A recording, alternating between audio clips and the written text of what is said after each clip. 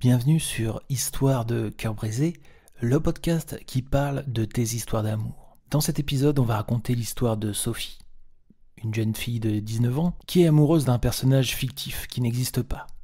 Sophie a en effet développé des sentiments pour un héros de manga, et elle en souffre, voici son témoignage.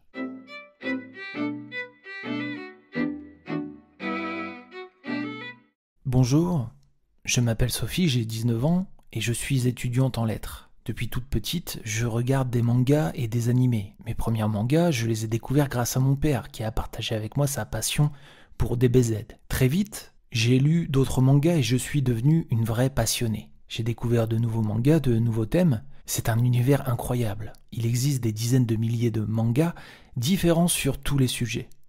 À l'adolescence, je passais mon temps à lire ou à regarder des mangas et des animés. En grandissant, les mangas sont devenus comme une sorte de refuge émotionnel pour moi. J'avais même des mangas et des animés spécifiques que j'aimais lire ou regarder selon mon humeur, quand j'étais stressé, quand j'étais en colère ou quand je me sentais mélancolique. J'avais un animé ou un manga qui m'apportait à chaque fois le soutien émotionnel dont j'avais besoin. Côté sentimental, je n'ai jamais vraiment connu de relation de couple sérieuse. Je suis sorti quelques fois avec quelques garçons, mais ça s'est arrêté à un cinéma ou un McDo, rien de plus. Et puis je me suis rendu compte que j'étais plus attiré par les garçons que je voyais dans les mangas que par les garçons que je côtoyais dans mon lycée. C'était des mondes complètement différents.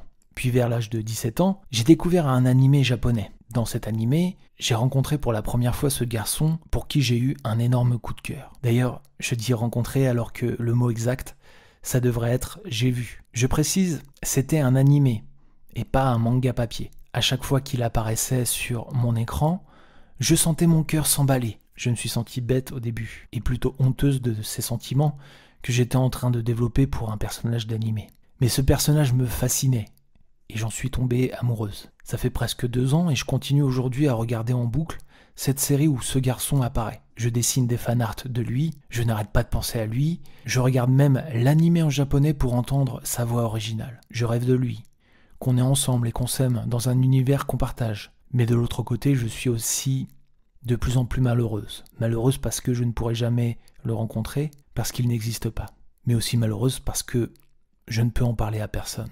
Les quelques amis à qui j'en ai parlé me disent qu'on ne peut pas développer de l'amour pour un personnage de fiction, que c'est complètement débile et que je devrais arrêter de regarder cet animé. J'ai essayé plusieurs fois d'arrêter, mais ça me rend encore plus malheureuse de ne pas le voir.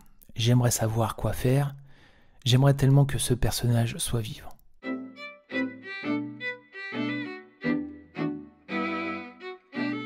Dans un premier temps, je tenais à te remercier pour ce témoignage, Sophie. Il m'a touché, et je vais te donner mon ressenti. Ce que tu vis actuellement, c'est loin d'être bête ou idiot comme situation. Et tu sais, tu es loin d'être la seule à vivre ce type d'histoire. D'ailleurs, il existe un terme scientifique pour décrire ce que tu vis. Tu as développé ce qu'on appelle une relation parasociale. Une relation parasociale, c'est une relation amicale qu'on développe avec une personne qu'on ne connaît pas. À force de voir cette personne à la télé, dans les films, même sur YouTube, ou les autres réseaux sociaux, on développe de la sympathie pour elle. On l'observe sous différents angles, et à force de l'observer, on apprend à la connaître en détail. On a l'impression qu'elle fait partie de notre vie, et qu'elle est même devenue comme une sorte d'amie. Les relations parasociales, on en vit tous de notre côté, avec une ou plusieurs personnes dont on aime le contenu sans pour autant connaître intimement cette personne. Dans ton cas, cette relation parasociale, elle s'est transformée petit à petit en attirance amoureuse. La personnalité du personnage, elle t'a séduite. Tu as appris à le connaître au fur et à mesure que tu le voyais. Ce personnage, il est devenu pour toi un idéal. Cette attirance, elle s'est renforcée inconsciemment, jusqu'à envahir tes pensées et tes rêves. Dans ton cas, le souci, c'est que ça vient aussi de la fréquence. Ton habitude d'utiliser le manga et les animés comme refuge émotionnel n'ont fait que renforcer la fréquence d'observation de ce personnage et les sentiments que tu as développés pour lui. Tu observes de manière continue ce personnage évoluer devant tes yeux, tu regardes cet idéal masculin tous les jours et c'est devenu nécessaire pour toi. Il devient compliqué de revenir alors dans la sphère réelle. Tu as oublié de façon inconsciente que ce personnage n'existait pas. Et même si tu as conscience de cette non-existence, quand tu penses à cette personne, tu penses à elle comme si c'était quelqu'un de vivant, de réel. Je sais que c'est compliqué, mais il va falloir que tu sortes de cette situation. Et si tu veux avancer, il va falloir faire quelques sacrifices. Et le plus dur d'entre eux, ça va être d'arrêter de regarder de façon régulière cet animé.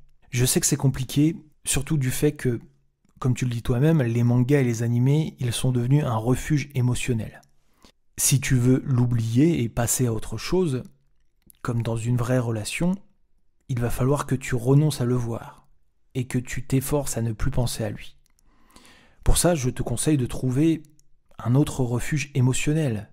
Je ne te demande pas d'arrêter complètement les mangas ou les animés, mais tu dois clairement ralentir ta fréquence de consommation. Ça serait bien également d'éviter cet animé en question, du moins pendant un certain temps. Il faut que tu sortes un peu de l'univers des mangas et que tu tentes de nouvelles choses. Apprendre à jouer d'un instrument, apprendre la peinture, faire une activité en club ou en association. Jusqu'à présent, tu étais dans une zone de confort avec les mangas et les animés. Il va falloir que tu sortes un petit peu de cette zone. Il faut que tu prennes part à une activité où tu seras actrice et pas simplement spectatrice. Ça te fera le plus grand bien. Tu peux aussi solliciter un accompagnement avec un thérapeute si tu as besoin. Il n'y a rien de mal et c'est même idéal de consulter en même temps que tu fais les efforts pour passer à autre chose. Il faut que tu consacres plus de temps au monde réel. C'est difficile, je le sais, surtout à notre époque. Mais en allant plus vers les autres, en cherchant à faire plus d'activités et en devenant plus actrice de ta vie, tu vas y arriver sans problème. Quant à cette expérience amoureuse, prends-la pour ce qu'elle est, une histoire d'amour impossible, mais qui t'a fait grandir. Avec ce premier amour, tu as pu identifier ce qui te plaisait chez un garçon et les traits de personnalité que tu recherches chez quelqu'un. Plus tu évolueras dans le monde réel, et plus il y aura de chances pour qu'un jour tu rencontres un garçon avec des traits similaires de ce personnage, de ce premier amour. Et quand ça arrivera, cette fois-ci, ton histoire d'amour, elle sera bien réelle.